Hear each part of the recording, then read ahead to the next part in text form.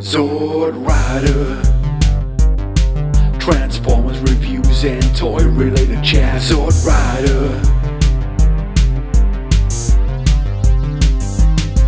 Sword Rider. In 1993, Meatloaf basically confessed that he would do anything for love, and a scientist had an idea to basically take out the DNA from inside of a mosquito stuck in amber, and all shit kicked off with dinosaurs in Jurassic Park. But I'm not here to talk about that tonight. I am here to talk about another Generation 2, Generation 1.5 figure, maybe. I'm not quite sure where he fits in. He is a Lightformer, and his name is Ironfist. Now, Ironfist has become a little bit more popular recently due to his adventures in the Sins of the Wreckers.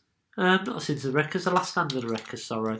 Where him and some other Transformers from this line, including Rotorstorm, go on a little adventure basically. These guys were never in the cartoon, so it's good to get comic book adaptations of these guys. But let's take a look at him now. This is him in his vehicle mode, and he's almost like a Hummer Jeep. This section here does detach, and you do kind of get a lot of people have lost this section of the toy, which of course is weapon. But you can see the Hummer here has some nice sticker details, which are still in pretty good condition on mine. Got some pink headlights there, grey wheels, and some other stickers on the back. His weapon here does have some dreaded gold plastic, and so does a robot man, which I'll get into in a minute. But essentially, be careful with this guy if you own him. Unfortunately, and this is going slightly off subject, my G2 Superior lost its battle to gold plastic syndrome. Slingshot is in virtually all in gold plastic, and he fell about that far off his arm and smashed into pieces, which is really upsetting, really, because he is a toy with a little bit of sentimental value. Managed to get him stuck in an arm mode, so he's still displayable, but it's still a shame. Anyway, so on the weapon, and I'll show you how this works, is you see straight down the middle of this, and I don't know if I'll be able to show it you this way around. Here you can kind of see. You can see these here. There's like purple lines that actually acts as a sight. So when you're looking down the sight, you could aim for Decepticons down the middle of it and aim where you're shooting. And then you press this button in, and you get that shooting action. Yeah, pretty cool gimmick at the time, to be honest with you. Something that we hadn't really seen before. Or since, to be honest with you. I don't think that this happened a lot. G2 was full of all these random little gimmicks, including the colour changing figures. I forget what they were called. I want to say aqua sprayers, but something like that anyway. There was lots of gimmicks with these toys. I'll actually try and transform him on camera. It is pretty simple to do. So you fold down this section here and rotate the legs round like that. You then very gently fold the arms out because you've got some gold plastic here, and fold these down. Oh, they're a little bit tight. Okay, survived. You rotate this down.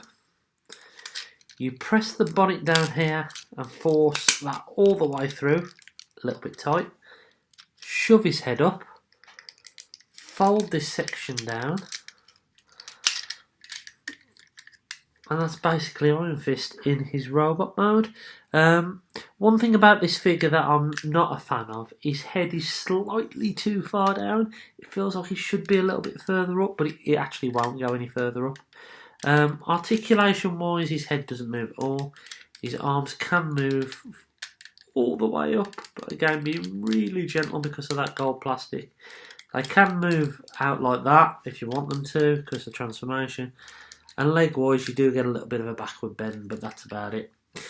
He can, being very gentle, hold his gun, which you then pull down this middle section here, which then acts as a stand, and plug in either hand his weapon. And not really a great mode to display him in because it covers his face, but yeah. all in all, Iron Fist is one of these almost forgotten oddities of the Transformers world. We haven't had many incarnations of him, I think, and I might be right in thinking he's the only version of Iron Fist we've ever had. So, in some respects, like Boss the other day, he's a pretty unique figure. If you want an Iron Fist Transformers figure, then he's the only one you can get, I believe, same as Boss. And that's what I like about him. He's pretty unique. No third-party companies have done a version of him. He hasn't been bought back in the official market. He's pretty cool. One thing I will say, look at that light piping, just like Boss the other day. The light piping on these figures are absolutely stunning. I might be right in thinking, and please someone correct me in the comments if I'm wrong, but was Iron Fist a European exclusive, like Pyro? I think he may have been.